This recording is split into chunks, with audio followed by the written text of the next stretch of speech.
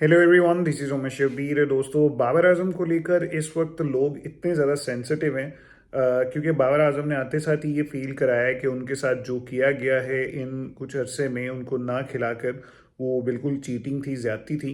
बाबर आजम ने जो इनका गिला था पीसीबी का लास्ट मैच में अगेंस्ट साउथ अफ्रीका जो T20 खेल रहे थे, उसमें 145 के स्ट्राइक रेट के साथ खेल कर ये भी प्रूव कर दिया कि स्ट्राइक रेट भी इशू नहीं है। अगर मुझे बताया जाता तो मैं स्ट्राइक रेट इम्प्रूव करता।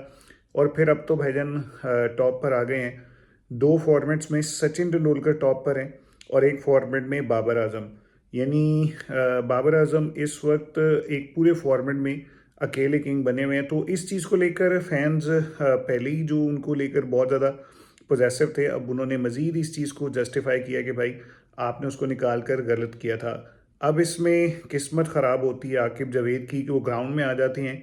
और यूजुअली ये बिलीव किया जाता है कि कुछ अरसे से जो बाबर आजम को T20 से कॉर्नर किया गया है उसकी रीज़न सिर्फ आकिब जावेद है। अब आकिब जावेद रीज़न कैसे हैं? आकिब जावेद जब लाहौर कलंदर के मेंटोर थे, उनके कोच थे, जो जो भी उनकी वहाँ पर रिस्पॉन्सिबिलिटीज़ थी, तब वो कहते थे कि बाबर आजम अगर हमारे अगेंस्ट खेल रहे तो हम खुश होते हैं। वो ज़्यादा देर तक विकेट पर रहे क्योंकि जब तक बाबर आजम खड़े रहेंगे स्कोर नहीं होगा, बहुत स्लो रन रेट से स्कोर होगा और हम इजीली मैच जीत जाएंगे। तो इस बात से उनका मतलब ये था कि बाबर आजम तो ये भी डिज़र्व नहीं करते कि वो एक लीग टीम में भी हों। वहाँ पर भी उनका होना टीम के लिए हमेशा गलत ही साबित होता है।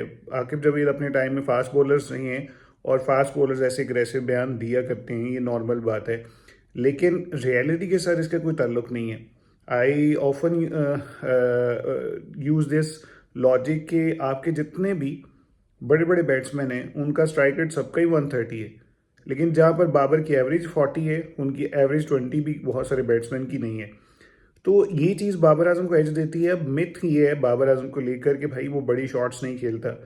तो बाबर आजम का असल में प्रॉब्लम ये है कि वो उस चीज़ के ऊपर बिलीव रखता है जो इन लोगों के लिए प्रॉब्लम है, लेकिन फैक्चुअली वो बिल्कुल सही बात है। वो कहता है कि भाई जब ग्राउंडेड शॉट से आपको स्कोर मिल रहा है, फिर आपको बहुत ज़्यादा अग्रेसिव होकर, आपको बहुत ज़्यादा हवा में शॉट्स खेलकर अपनी विकेट गंवाने की ज़रूरत क्या है?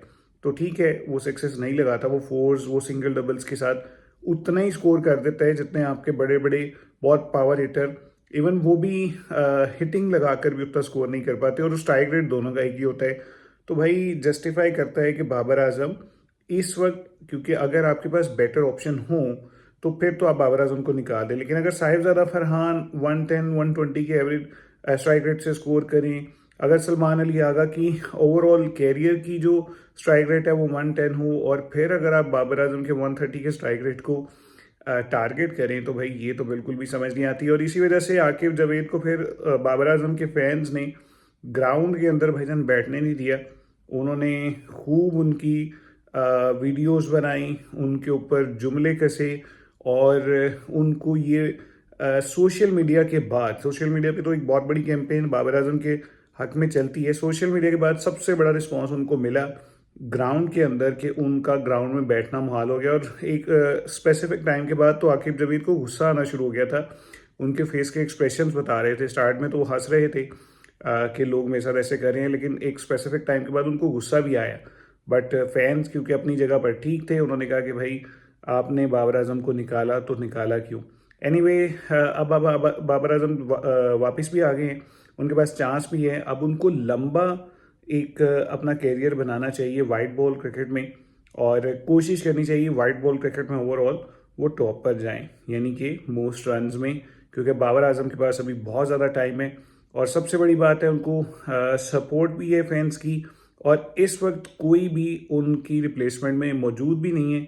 तो डेफिनेटली बाबर आजम को बहुत ज़्यादा टाइम मिलेगा पाकिस्तान टीम में। अगर वो चाहें तो हमेशा के लिए एक लेजेंड बन के इस टीम से रिटायरमेंट ले सकते हैं। अभी के लिए मुझे दीजिए इजाज़त, अगली वीडियो में आपसे मुलाकात होगी, तब तक के लिए गुड बाय।